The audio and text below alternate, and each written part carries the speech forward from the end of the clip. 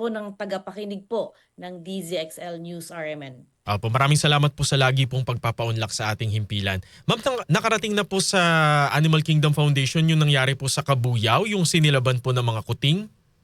Ay, opo, nakarating na po ito sa amin at as usual, napakasakit sa loob natin, na nakikita at nababasa ang mga ganitong klaseng mga balita at video, lalong-lalo na po sa ating social media. Opo. Ano po ang mensahe po ninyo para sa mga taong gumagawa po ng animal cruelty para lamang po makakuha po sila ng views, ng like, kumbaga parang for the content lang, attorney? Oo nga, ang napakasimple lamang po ng aking mensahe para sa kanila, no. Ang hayop po ay hindi laruan, hindi ito isang bagay na maaring saktan dahil lang type natin, dahil lang lasing tayo, or dahil gusto lang nating magdagdag at or ng views, no, at magpa for the content na sinasabi nga nila. Ang mga hayop po, aso, pusa at lahat po ng nilalang na ito ay may buhay, no, at nakakaramdam sila ng sakit, takot, paghihirap, at sa totoo lang nagbibigay nga sila sa atin ng kasayahan. Bukod sa lahat po, ito ay pinagbabawal sa batas, at tayo po bilang tao ay we have that higher responsibility to show compassion and respect dito po sa mga hayop na ito. Opo, ano ho yung parusa, yung pinakamagaang at pinakamabigat dito ho sa nangyaring ito na panununog po ng kuting? Kung mamamatay po or namatay ang mga hayop, ang parusa po na binibigay ng batas natin sa animal welfare ay hanggang 2 taon na pagkakakulong o fine, no, na hanggang 100,000 pesos. Kung hindi naman po ito namatay, pero ito ay tinatawag po nating incapacitated, it cannot survive on its own, pwede pong ang kanyang penalty ay imprisonment up to 1 year and 1 day, no, or 1 year and 6 months, I mean, no, at up and or 50,000 pesos na fine. Kung hindi naman po ito talaga masyadong nasaktan, ito naman po ay nag-survive, maximum of 1 year naman po at fine ng mga 30,000 pesos po ang ipinapataw po ng ating batas. Dito po sa insidente sa Kabuyao, attorney, tama po ba, no? Hindi naman namatay yung mga kuting sa kabutihang palad? Hindi naman po, pero siyempre dahil siguro po sa tindi, no, hindi po Opo. natin matutukoy for now the extent of the injuries, no. So pwede po pag sila po ay na demanda at sila po ay ma-convict, pwede po siguro silang ah, ma, ma, makulong hanggang 1 year to 6 months of imprisonment, ano. Pero kung ako ang huwes niyan, sus Mariosep, maximum ko talaga ang penalty niyan dahil sa karumal-dumal yung action itself, no, napaka-cruel po talaga. Opo, napag-uusapan po ang cruelty. May mga comment ho kasi sa amin sa social media na parang nakakabahala rin daw po yung naging actuation ng mga suspect dahil kumbaga nakahanap ng saya sa pananakit daw po sa hayop. Kumbaga baka raw po brewing, kumbaga parang nag-groom na maging serial killer. Yung mga ganun hong comment, baka meron ho kayong ano dito, point of view. Totoo yan, there has been a lot of research already conducted abroad na yung mga serial killers nagsisimula yan sa tinatawag nating innocent cruelty. Maliliit na bagay, akala natin wala namang kinalaman yung paglalaro ng salagubang, paghahabol ng mga palaka, ano. When we were children, no, tawag dyan mga innocent cruelty. If that is not corrected during their childhood, at lumaki yan pinagpatuloy yung mga ganyang cruelty. Siyempre, habang lumalaki yan, lumalaki rin ang antas o yung need to satiate that feeling to inflict harm. Kasi power yan over something na mas mababa sa atin, yung hindi makalaban, ano. Power yan, at yung feeling of power ay nagbibigay ito ng kasayahan dun sa taong may deprensya, no? Masasabi nating may deprensya. Kaya naman po nagkakaroon tayo ng mga tinatawag po na serial killer nga daw po. Meron pong basehan ang statement po na yan.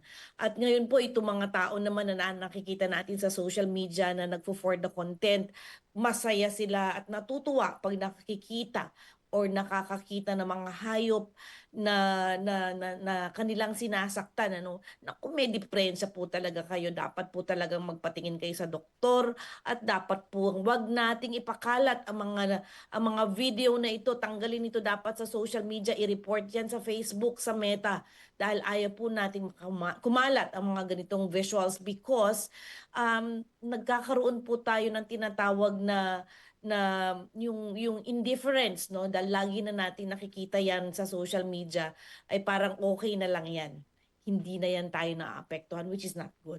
Opo. Attorney, para po sa inyo, dapat ba magkaroon ng hiwalay o mas mabigat na parusa kapag animal cruelty ay sinadya para po maging viral sa social media? I would think, no, I would think so too. I would agree with that, no. But for now, dahil criminal offense po ang animal cruelty, ay talaga namang importante yung intent to inflict harm to the animal. Siguro pwede pong maisama, no, na aggravating circumstance yan kung yan ay ipopost sa social media at kung yan ay gagamiting for the content. So maganda pong panukala yan, ano? Kung masasabi ko lang, Sander, no, at Angel, Opo. meron po tayong nararating o nalalapit na the first Philippine Animal Law Conference. At diyan po natin pwedeng talakayin yan. At iti-take note ko po yung suggestion na yan kasi maganda po yan. Opo, doon naman po sa panukala, meron po kasing isinusulong sa Kongreso yung Alaga Bill kung saan ay parang gusto po mangyari nitong batas na ito na ituro, isama po sa curriculum ng mga estudyante yung tamang pag-aalaga sa mga hayop para po maiwasan ang animal cruelty. Ano po ang reaksyon nyo dito, Attorney? Tama po yan, ano, matagal na po natin isinusulong yan. Sa totoo lang po, even the old RA 8485, ano, ay kasama po ang DepEd sa member ng Committee on Animal Welfare. Unfortunately po, hindi sila masyadong active, no, na miyembro ng committee na yan. At although individually sa mga iba-ibang mga eskwelahan, ano, ipinapasok na nila ito bilang part ng mga activities at programs nila, but still it's not institutionalized as part of the curriculum. Noong matagal din pong panahon, siguro mga few years ago, nagkaroon na po ng pag-uusap kung saan ipapasok na entry level or entry point ang animal welfare, ang rabies prevention, ano, sa curriculum po ng DepEd.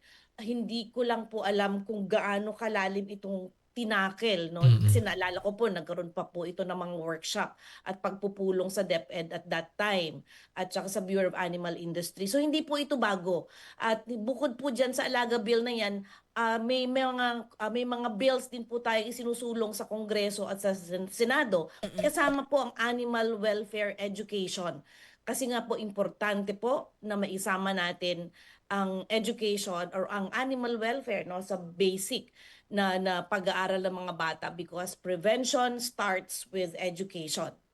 Ganda nun. Attorney, kuha lang po tayo ng katanungan dito po sa ating Facebook from Peter Marie. As lang po niya, sis, marami daw po yung nagkakasakit dahil sa mga pag-ulan. Meron daw po bang datos ang Animal Kingdom Foundation kung may mga sakit din po bang nakukuha ang mga alagang hayop sa baha? Opo, ano, unang-una, syempre, parang tao yan. Ang lagi po nating sinasabi na ang mga hayop ay parang tao lang. Kung ano yung mga kondisyon natin under different weather conditions, nagkakaroon din po sila ng epekto sa kanila, no? So pag maulan, unang-una, nagkakasakit din yan, uubuhin, sisipunin, ano? So parang tayo din. So meron din po silang ganun. Syempre, pag umulan, pwedeng pagkaroon ng baha. So pwede rin silang ma-expose sa leptospirosis. Kaya iniiwasan po talaga natin yan na yung mga alagang aso at pusa tuwing umuulan, ano, ay huwag sana mapabayaan sa baha dahil nga nagkakaroon at sila ng sakit na ganito. Kaya meron din po talaga yan. Kasi yun nga po, may mga sakit ng hayop na similar, no, sa mga tao. Opo, Attorney Heidi Kagiwa, maraming Thank you salamat so much po. po. Sa AKF, maraming salamat Ulitin po.